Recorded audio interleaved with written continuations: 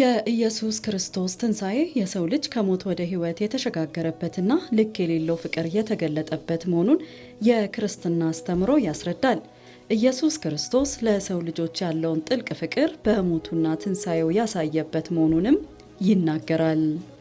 ለሰው ዘር በሙሉ የወደቀውን የአዳም ዘር መዳን የተገኘበት እግዚአብሔር ቁጣ በሰው ላይ ሊወርድ የነበረው የሞት ፍርድ በአንድያ ልጁ ላይ አሳርፎ በብዙ ጭንቅ ከመስቀል ሞት በፊት ግርፋት አለ፣ ስቅላቱ፣ እንደገና በመስማር በተለያየ የሾህ አክሊል የተሸከሙ ነገር ሁሉ ያን ሁሉ ችሎ መጨረሻ ተፈጸመ ብሎ ሕይወቱን የሰጠበት ሆኖ ሳለ እንደተናገረ ደግሞ በሶስተኛው ቀን ከሙታን የተነሳበት ነው። ይህን በማመን የሰው ዘር በሙሉ ከእግዚአብሔር ጋር እርቅ ሆኗል። የኢየሱስ ክርስቶስ የቀራንዮ መስዋዕትነት ዓለም በጨለማ የተዋጠችበት ደቀ መዛሙርቱ ተስፋ የቆረጡበት ጊዜ ቢሆንም የትንሣኤው ኃይል ለሰው ልጅ ከመከራ በኋላ ብሩህ ቀን፣ ከሞት በኋላ ሕይወት፣ ከጨለማ በኋላ ብርሃን፣ ከውድቀት በኋላ መነሳት መኖሩን ያስረዳል ሲሉ የእምነት መምህራኑ ይናገራሉ። የጌታችን የኢየሱስ ክርስቶስ ሕይወትና ደቀ መዛሙርቱ አብሮት ያሳለፉት ታሪክ ዛሬም ሕያው ሆኖ ለሁላችንም ተስፋን በውስጣችን የሚጭር ነገሮች ጨለሙ፣ ከዚህ በኋላ አበቃ በተባለበት አንዳንዱ እንዳውም የኤማሁስ መንገደኞች እኮ ተስፋ ቆርጠው ከዚህ በኋላ ምን እንጠብቃለን ብለው ወደ የቤተሰቦቻቸው የሄዱ ናቸው። የኤማሁስ መንገደኞች ተከትሎ ሄዶ እነሱን ወደ ተስፋቸው የመለሰ ጌታ ዛሬም በዛው በትንሣኤ አካል ምድራችንም ላይ አለ።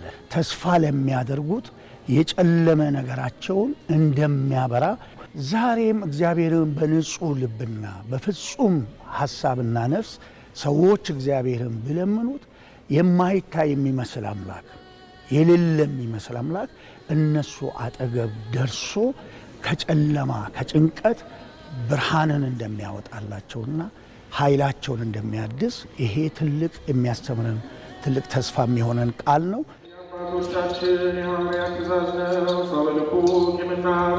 የተቸገሩ ሰዎች፣ የተጠበቡ ሰዎች፣ በችግር ውስጥ ያሉ ሰዎች፣ ከችግር መውጣት ያልቻሉ ሰዎች ጌታችን ኢየሱስ ክርስቶስ ዛሬም ከነሱ ጋር እንዳለ ከነሱ ጋር ሆኖ አይዟችሁ እንደሚል ማመን አለባቸውና የትንሣኤን በዓል ሲያከብሩ ይህንን ቃል ያስተውሉ። እኔ ከናንተ ጋር ነኝ አይዟችሁ ብሎናል። እና ሌላው ደግሞ የሰጠንኮ ሰላምታንም ሰጥቶናል። ሰላም ለእናንተ ይሁን ብሎናል። ይሄ ነው እንግዲህ እኛ የምንመኘው ሰላምን፣ ውስጣዊ ሰላም የሌለን ባዶነት የሚሰማን ሰዎች ብዙዎች አለንና እግዚአብሔር የውጭ ሰላምን የሚሰጥ እሱ ነው። ውስጣዊ ሰላም በከሁሉ በላይ ውስጣዊ ሰላም የምንመኘው ነገር ነውና በትንሣኤ እንግዲህ ሰላምን ሰጥቶናል። ሰላም ለእናንተ ይሁን ብሎናል።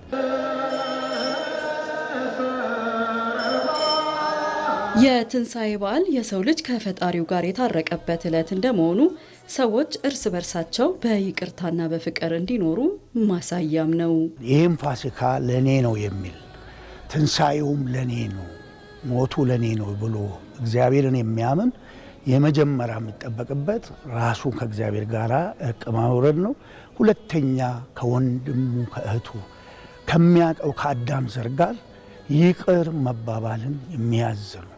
ከስቅለት ከሞት ከሐዘን ከጨለማ በኋላ ኢየሱስ ክርስቶስ ብርሃን እንዳስፈነጠቀ ዛሬም ምድራችን ካለችበት ሁኔታ ሕዝቡ ከአምላኩ ከፈጣሪው ጋር ንስሐ በመግባት እርቅ የሚያደርግበት ይህንን ፋሲካ ሲያስብ መታሰቢያ አድርጎ ሲያደርግ ይህንን ማሰብ ይኖርበታል።